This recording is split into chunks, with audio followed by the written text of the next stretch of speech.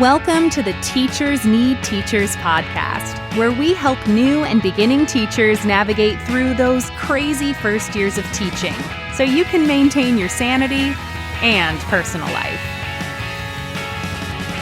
Here's your host, Kim Lepre. Welcome to the Teachers Need Teachers podcast, a proud member of the Education Podcast Network. I'm your host, Kim Lepre, and this is the podcast for new and beginning teachers who don't want to just survive those first few years, but actually thrive. Today on episode 40, woo, big number, I am going to have a heart-to-heart with you guys about the struggles that pretty much all first-year teachers go through. And I want to illuminate this for you because I want you to know that you're not alone and that everything you're feeling is normal. As I go through different Facebook groups, I see that there are a lot of teachers who have very similar struggles and insecurities and frustrations with lesson delivery, with students, with lesson planning and time.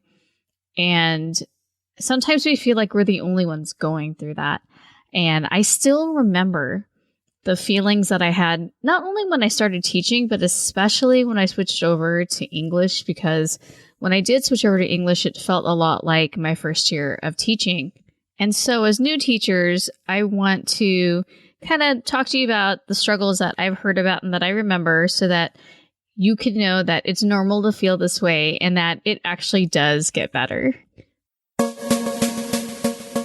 Hi, I'm Dan Kreines from the Leader of Learning podcast, a proud member of the Education Podcast Network, just like the show you're listening to right now. The opinions expressed are those of the individual hosts. Make sure to check out all the other great podcasts at edupodcastnetwork.com. And get ready, because the learning begins in 3, 2, 1.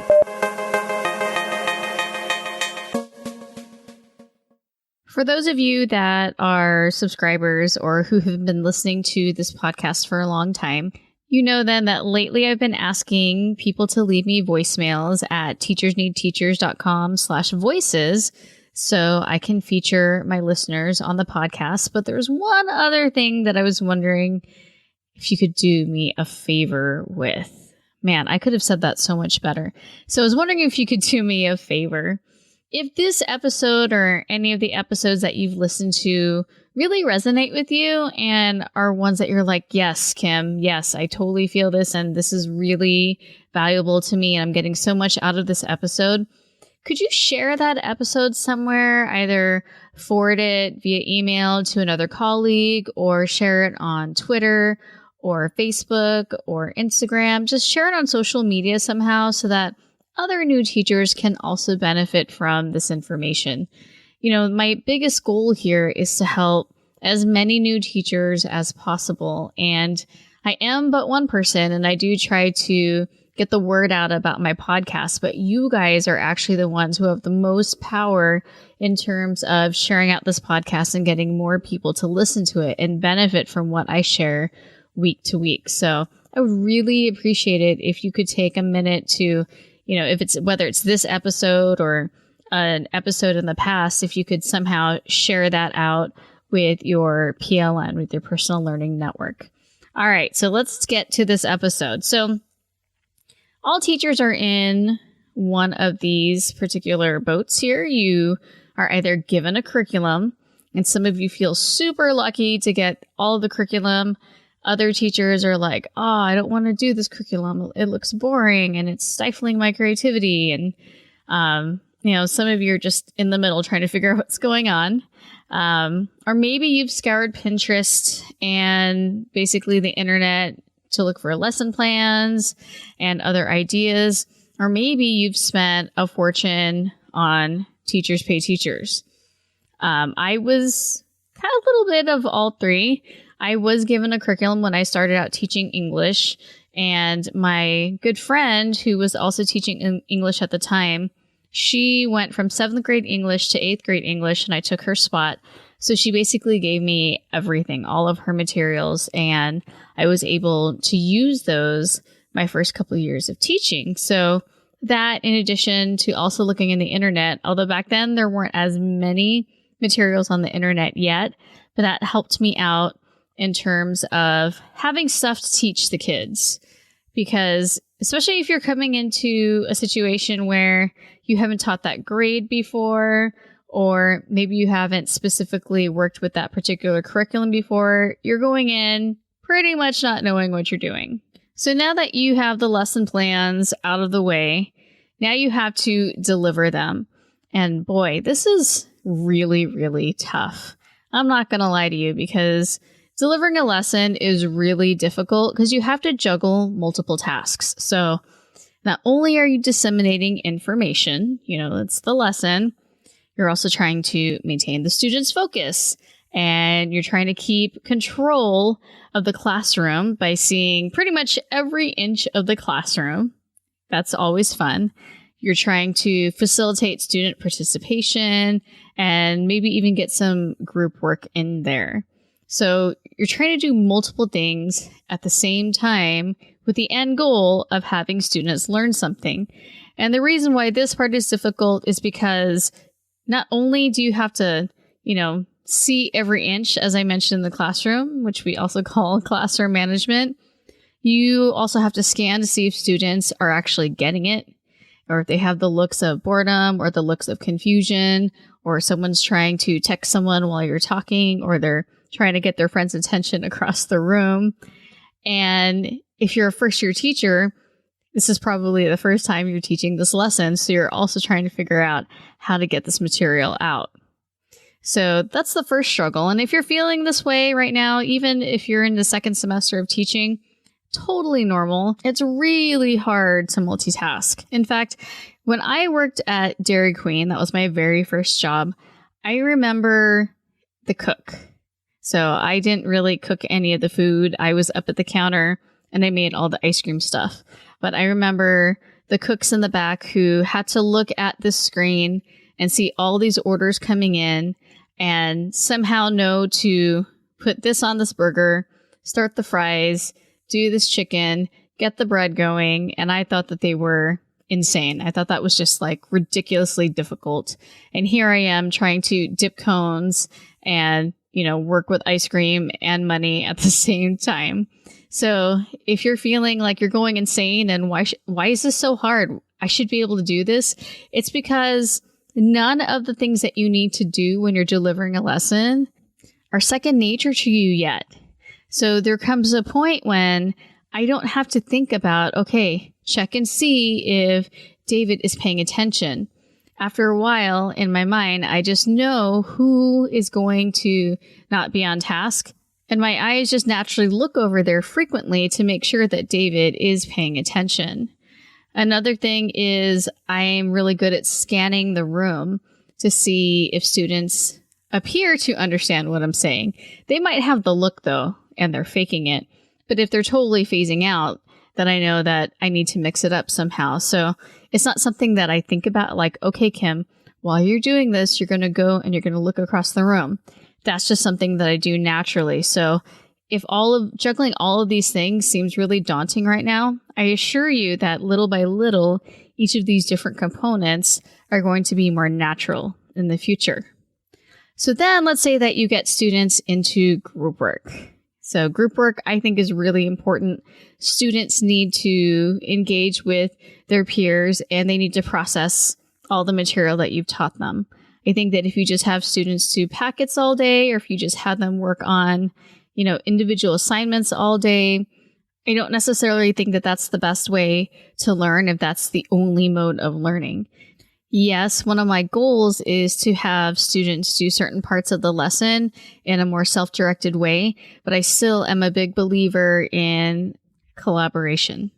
So during this group work, and I've seen this in some first-year teachers when I've observed them, they don't necessarily know what to do. I mean, in your mind, you're like, I need to walk around and check in on students.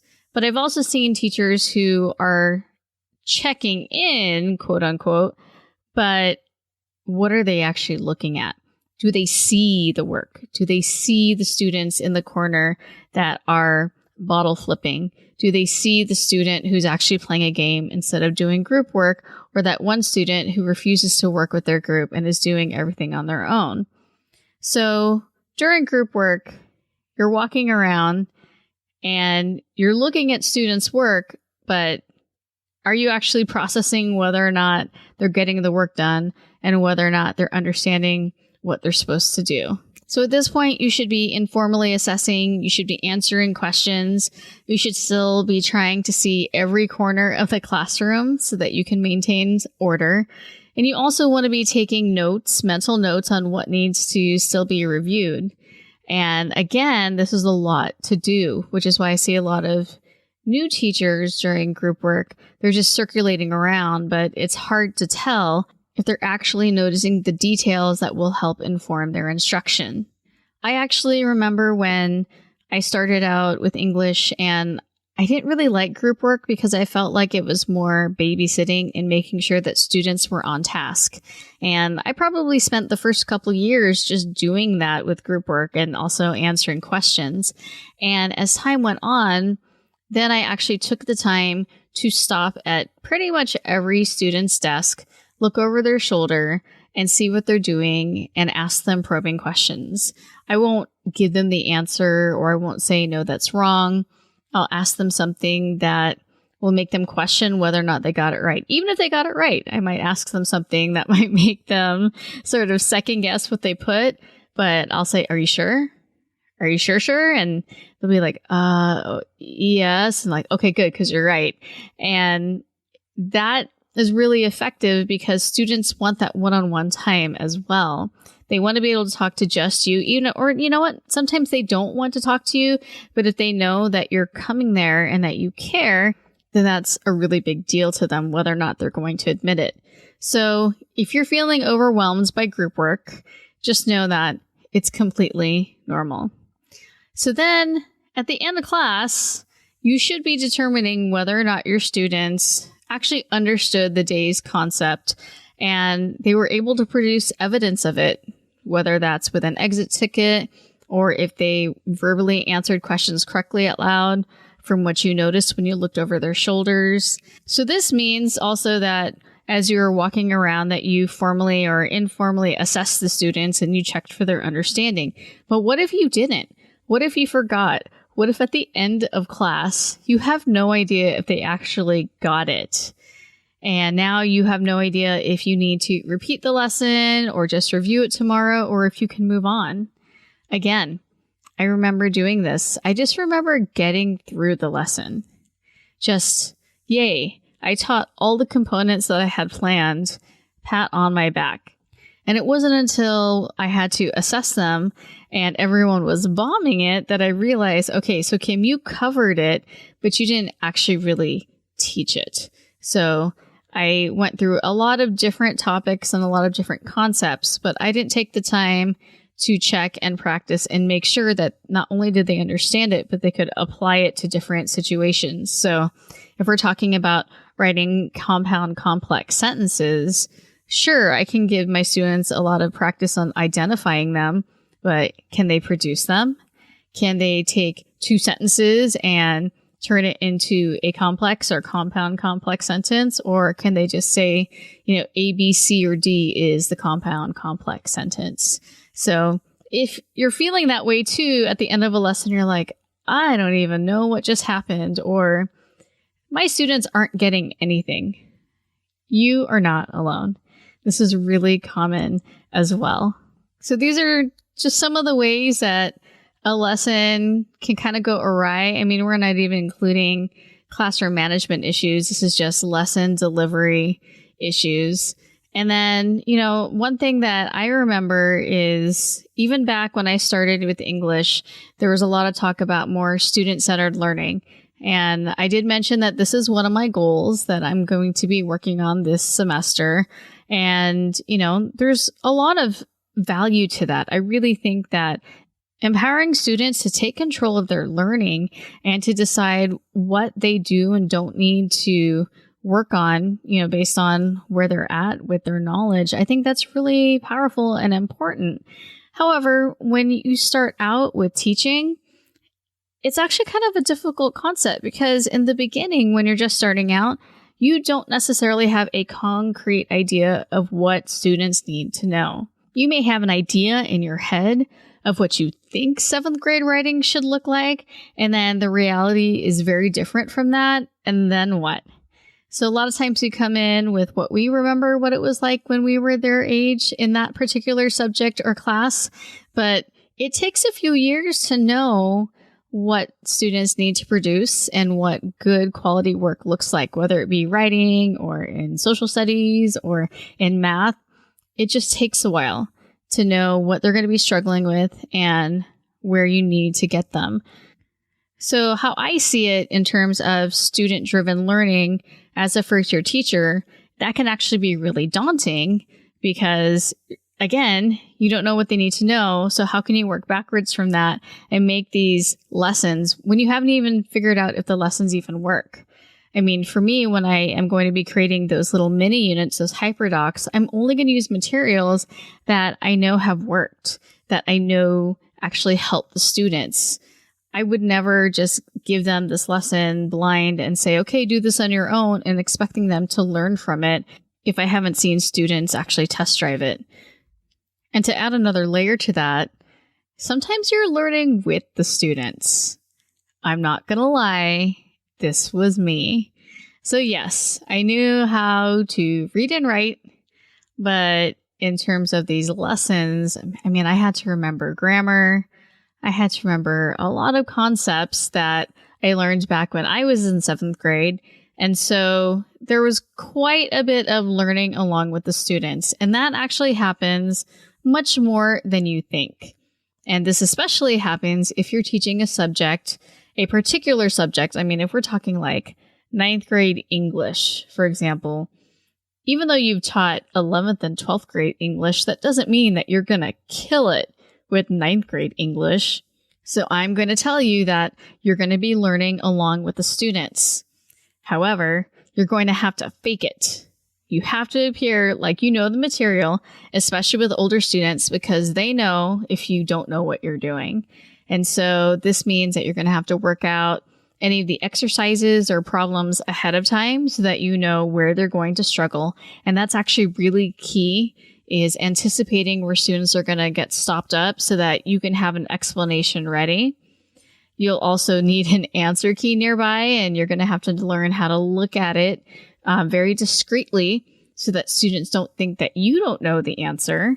And also, you know, there have been times when I've been wrong, and you have to have a response ready if students call you out. Not necessarily in a disrespectful way, but for like, actually, the answer is C because blah, blah, blah, blah, blah. And you want to have a response for that so that, again, you appear like you know what you're doing, but you're also allowed to be wrong. It's not that you don't want to ever seem like you're wrong.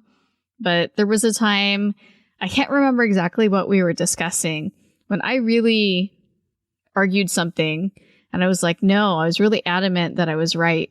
And later on, I realized that I was wrong about it. And I did go back to the class the next day and, you know, I explained why I thought I was right, but I actually checked and I double checked and I was incorrect. But it's still good to have something prepared so that it doesn't seem like you're being indignant and you don't feel like you're necessarily losing face, but also so that the students, if you are wrong, they feel empowered in the sense that they like to think that they know more than the teacher sometimes. So if you can raise your hand in terms of saying that you are learning along with your students this semester, that is okay. I want you to know that that is completely normal. And I don't want you to feel bad about it because honestly, I feel like every single first year teacher is learning with their students. Unless you student taught in that school and now you have a classroom in that school and you are just doing the same material that you did in student teaching, which happens, but it's not very frequent, then we're all learning along the way when we start out.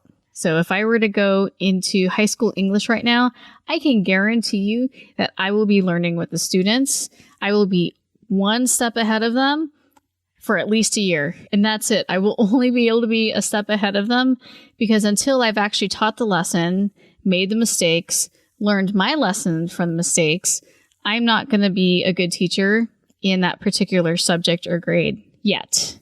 So don't doubt yourself and just hang in there if you are barely one step ahead of the students. But also know that it does help if you have at least a week's worth of material planned ahead and you've really examined that material ahead of time.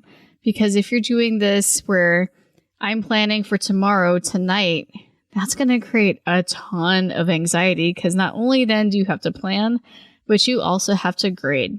So using any kind of prep period that you have, or if you're not given a prep period, sometimes you have to use before and after school or lunch to get this done. But being at least a week ahead of time is going to help you so that you have one less thing that you have to worry about. Yes, you're still going to be learning along with the students, but at least you have everything mapped out so that you're not just doing this day by day. So here's a common scenario. And again, you can raise your hand if you've had this happen to you yet. You end the lesson with an insane amount of time left. Yep, this has happened to me with 15 to 20 minutes of time left. And oh my goodness, and it falls apart because the students can tell that the lesson is over and they feel accomplished and they feel entitled to some free time for being smart enough to get it done. They're like, all right, lesson done. Awesome. Look at me, pat on my back. And here you are, you try to scramble to add on something, which only makes students really grumpy because at this point, they're mentally done. They felt like I got through today's lesson.